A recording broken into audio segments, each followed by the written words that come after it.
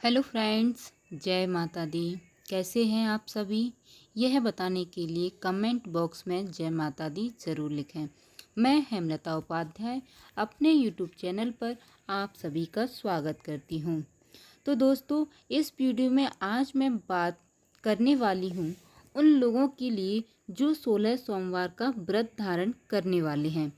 16 सोमवार व्रत की बहुत बड़ी महिमा है। यदि आपकी कोई इच्छा है और आप उसे पूरा करना चाहते हैं तो आप एक बार 16 सोमवार का व्रत ज़रूर धारण करें, क्योंकि 16 सोमवार व्रत करने से भगवान शीघ्र ही प्रसन्न होते हैं और अपने भक्तों को मनवांछित फल प्रदान करते हैं। तो इस वीडियो के ज़रिए आज हम यह संपूर्ण जानकारी प्रदान करने वाले हैं कि आपको व्रत कब से प्रारंभ करना है, इसकी पूजा विधि क्या है, इसके नियम क्या हैं। साथ ही हम जानेंगे कि आप प्रसाद में क्या क्या चढ़ा सकते हैं। तो चलिए, सबसे पहले हम जानते हैं कि 16 सोमवार व्रत आपको कब से प्रारंभ करना चाहिए। तो दोस्तों, आप इस व्रत को सावन, चैत्र, वैशाख, कार्तिक और मार्गशीर्ष माह में शुक्ल पक्ष के पड़ने वाले पहले सोमवार से भी शुरू कर सकते हैं। लेकिन अगर आप 16 सोमवार का व्रत सावन के महीने से प्रारंभ करेंगे तो यह अधिक श्रेष्ठ और फलदायी होता है, क्योंकि सावन का महीना भगवान भोलेनाथ का प्रिय महीना होता है और आप सावन में पड़ने वाले पहले सोमवार से भी यह व्रत कर सकते हैं। जो लोग जो लोग 16 सोमवार का नियम धारण करना चाहते हैं तो वह 3 तारीख से ही व्रत धारण करना प्रारंभ कर दें। चलिए, अब हम जानते हैं कि इस व्रत की महत्वपूर्ण नियम के बारे में, क्योंकि इस व्रत में नियम का विशेष ध्यान रखा जाता है। साथ ही इस व्रत में पूजा का समय निश्चित किया जाता है। वैसे तो इस व्रत की इस व्रत की पूजा प्रदोष काल में करना और भी अधिक श्रेष्ठ माना जाता है।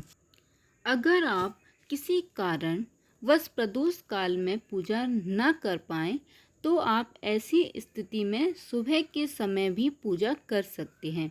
लेकिन एक बात का ध्यान रखें कि हर पूजा का समय एक ही होना चाहिए और जब आप इस व्रत का उद्यापन करते हैं तो उस समय भी पूजा का समय वही होना चाहिए। अगर आप सुबह पूजा करने का समय सुनिश्चित करते हैं तो 16 सोमवार तक आप वही समय रखिएगा, और यदि आप शाम को प्रदोष काल में पूजा करते हैं तो 16 सोमवार का आपको यही समय जो है रखना पड़ेगा। इसके साथ ही व्रत के दिन और व्रत के एक दिन पहले से ही तामसिक भोजन का त्याग करना होगा और साथ ही ब्रह्मचर्य का पालन करना होगा।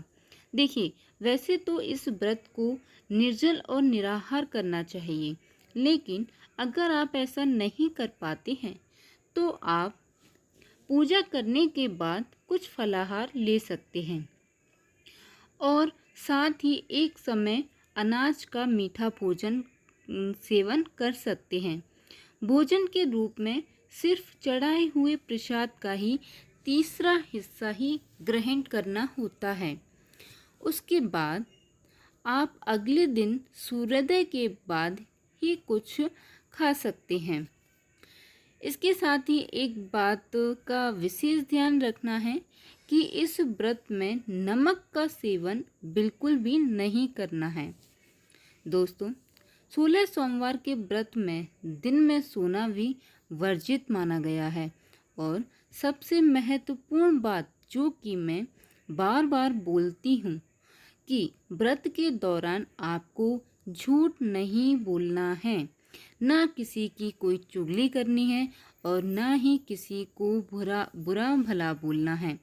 और जो भी भोग प्रसाद आप पहले सोमवार को चढ़ाएंगे वही आपको 16 सोमवार तक चढ़ाना है।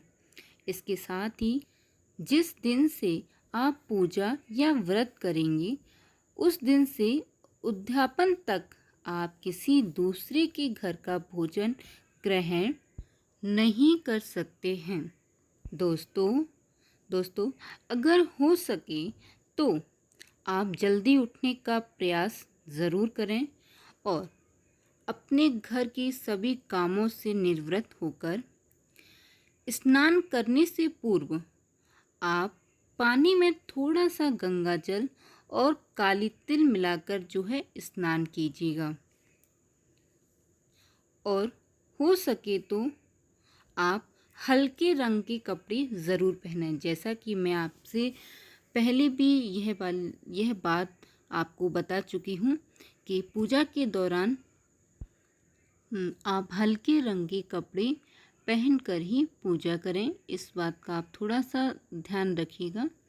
और दूसरी बात जो है मैं आपको बताने वाली हूँ वह यह है कि जिस दिन आप व्रत रखते हैं, अगर आप डेली सूर्य भगवान को जल अर्पित नहीं कर पाते हैं तो जिस दिन आप व्रत कर रहे हैं उस दिन आप सूर्य भगवान को जल ज़रूर अर्पित कीजिएगा। साथ ही जल अर्पित करने से पूर्व आपको करना क्या है कि आपको 1 लोटा जल लेना है और उसमें थोड़ा चुटकी भर हल्दी मिला लेना है और उसके बाद आप जो है सूर्य भगवान को जल अर्पित कर। दोस्तों अगर आपको हमारे द्वारा दी गई जानकारियाँ पसंद आती हैं, हमारी वीडियो अच्छी लगती है तो एक लाइक ज़रूर कीजिएगा। लाइक करने के साथ साथ आप शेयर एंड सब्सक्राइब ज़रूर कीजिएगा। अपने ज़रूरतमंदों को शेयर कीजिएगा और हो सके तो बस दोस्तों एक लाइक ज़रूर कीजिएगा। आपकी लाइक की मुझे सबसे ज़्यादा जो है ज़रूरत रहती है। जय माता दी। हर हर महादेव।